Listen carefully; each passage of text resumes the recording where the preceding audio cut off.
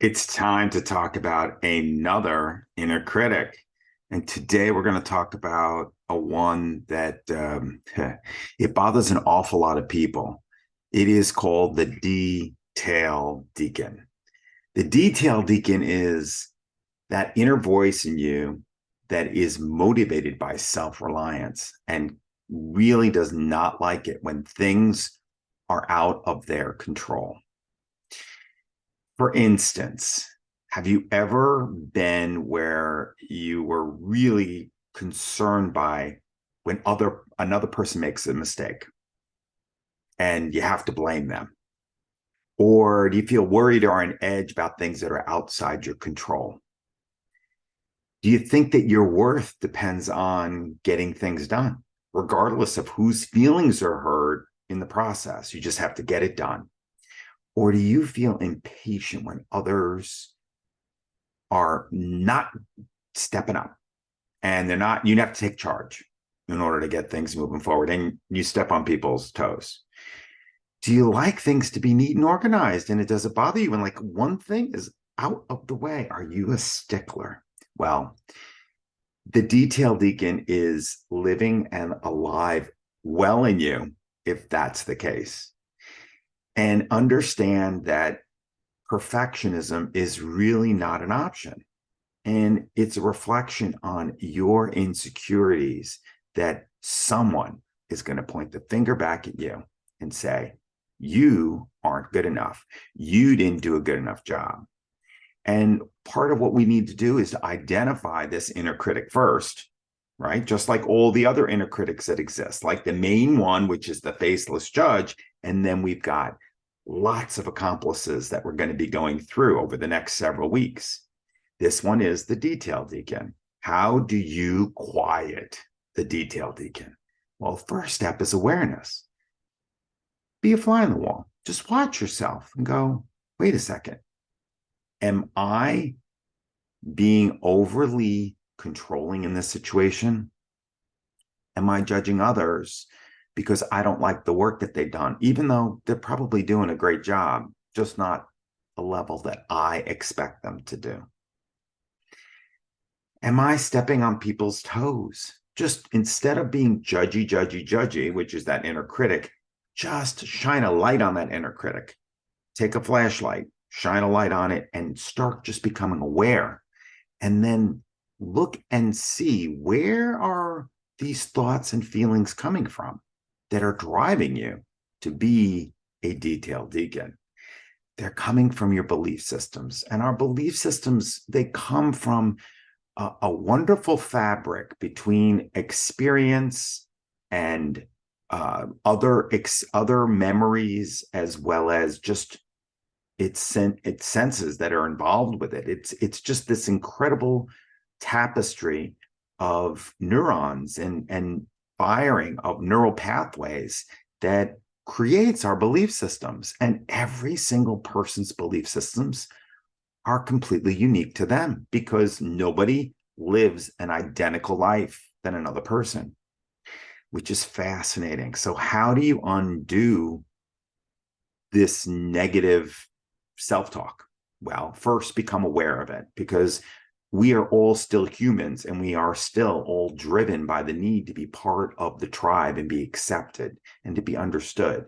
So part of this is to shine the light for yourself so that you can understand where this is coming from. Is it because you had a parent who was very controlling or was a stickler with you and always pointed out your faults instead of focusing on things that you were doing that were well? You know, that things that you were maybe not doing the best of. But think about it. When I was a kid, I remember times when I was working with my father and he didn't mean for it to come out this way, but we would be doing some kind of work. We had an extension that we built on the house and he did it himself. And anytime I wanted to help him, and I did, part of me didn't, because he was very critical of any little mistake that I made. So his detail deacon was very strong within him. And eventually what would happen within a very short period of time, he would get just so frustrated with me, say, here, give that to me. I'll do it myself. And what did that do for me? it didn't help my esteem, because as a kid who's like 8, 9 years old, 10, 11, I'm not going to be an expert at nailing a nail with a hammer, or screwing a screw, or picking things up, or finding a tool that needed to be used. And he didn't understand what the impact it was going to have on me. But it ended up being that we ended up in arguments, and I would leave because I didn't want to go through that painful experience of feeling rejected, feeling like I was doing a bad job. So that helped develop my inner critic. I have more of the one that we talked about last week was a comfort seeker, but also one of the things that I've been looking at is the watchful guardian is the one who is always worried about what's coming around the corner, or there are other ones that we'll talk about in the future. I don't want to, let's save that for later. One of my favorites. But for right now, let's get back to how can you manage dealing with this inner critic? How can you manage dealing with this detail, Deacon? Just be aware. Think about the memories of where are the origin stories. Think about those stories and then reframe them by thinking about, well, as an adult, go back, and I can go back and see that my father had a full-time job, was trying to do this on the weekends. I wasn't the best of helpers because I wasn't very inclined to help, and he was impatient. That's okay. The bottom line is I can go back and look at that, and I can be forgiving of my father and go, you know what, that's not really the way I see it now.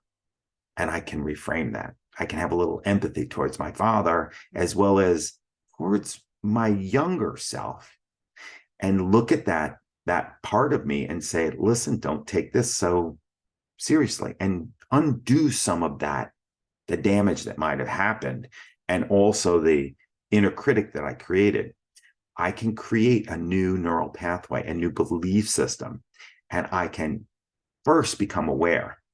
That's the first step. First, become aware. Then find some acceptance, which is a process. Sometimes you need to work with a therapist, or you can work with a coach who can work with you on this. This is what I do with my clients.